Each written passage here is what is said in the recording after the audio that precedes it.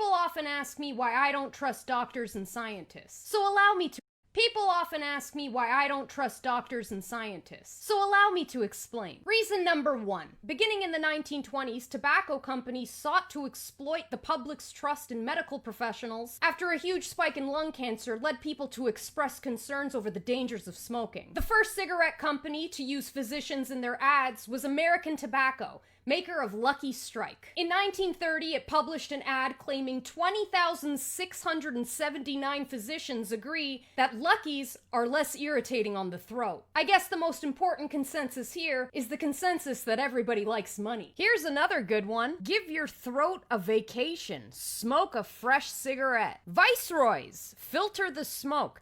As your dentist, I would recommend Viceroys. Or what about this one? More doctors smoke Camels than any other cigarette. Damn, doctors were really stupid back then. I wonder what people are gonna say in 50 years about our doctors. Reason number two. In 1932, the US Public Health Service and the CDC conducted a study on untreated syphilis in black men. A highly unethical study that's remembered today simply as the Tuskegee syphilis experiment. It initially involved 600 black men, 399 with syphilis, 201 without, all of which were not aware of their participation in the study. Researchers lied to the men and told them they were being treated for bad blood, but in truth, they didn't receive any treatment, not even after penicillin became the drug of choice to treat syphilis in 1947. Although initially projected to last 6 months, the study went on for 40 years and resulted in over 100 preventable deaths. What's more disturbing is local doctors were recruited and compensated to lie to the men and withhold treatment. Autopsy and physician assessments were done at local hospitals, and a number of Tuskegee Institute faculty and staff were involved in the scam. Reason number three. In the 1960s, an increase in heart disease led people to express concerns over the ill health effects of sugar. So sugar industries shut down, sugary products were pulled from grocery shelves, and the government informed the public of the dangers of sugar and saved millions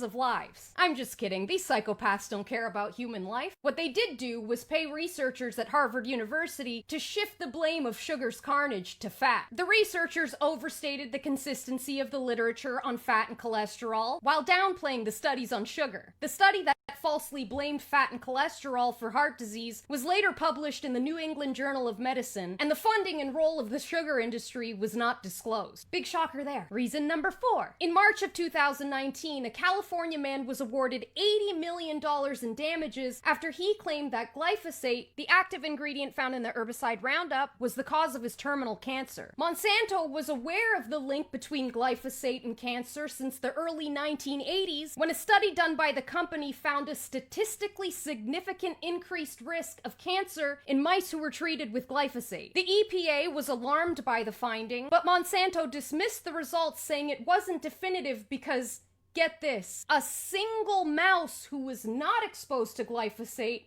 also developed a tumor. The agency wanted the study replicated, but Monsanto refused. So why was Monsanto able to say no to the EPA, the agency responsible for regulating their products? Well, because pesticide companies quite literally bankroll the EPA's pesticide office. Not only did Monsanto manipulate scientific data and collude with corrupt regulators, they also manipulated the media to gain favorable public opinion on their products. They planted helpful articles in traditional news outlets, they discredited and harassed journalists who refused to parrot the company's propaganda, and they secretly funded front groups to amplify pro-Monsanto messaging across social media platforms. And last but not least, reason number five. In the year 2020, people began questioning the use of masks, lockdowns, and experimental mRNA vaccines as successful mitigation strategies for the spread of a virus. To counter opposing expert opinions, public health leaders and campaigns strategically recruited people with large social media followings to use their platforms to push the unconstitutional public health measures. They danced like circus monkeys, they cried alligator tears of joy for the rollout of injectable Jonestown Kool-Aid, and they turned a blind eye to the neglect of the very vulnerable communities they vowed to protect. It resulted in countless deaths by suicide and delayed medical treatment, doubled poverty across the globe, and ultimately caused the economic collapse of entire nations. So what's the moral here? Scientists and doctors can be bought. Celebrities, social media influencers, and the media can be bought. Everyone can be bought, including me. That's why this video was brought to you by Forbidden Clothes. Check out their website at forbiddenclothes.com and click the link in the description to follow them on Instagram. Use the code WHAT'SHERFACE to get 10% off your fashionable middle finger to the system. All right.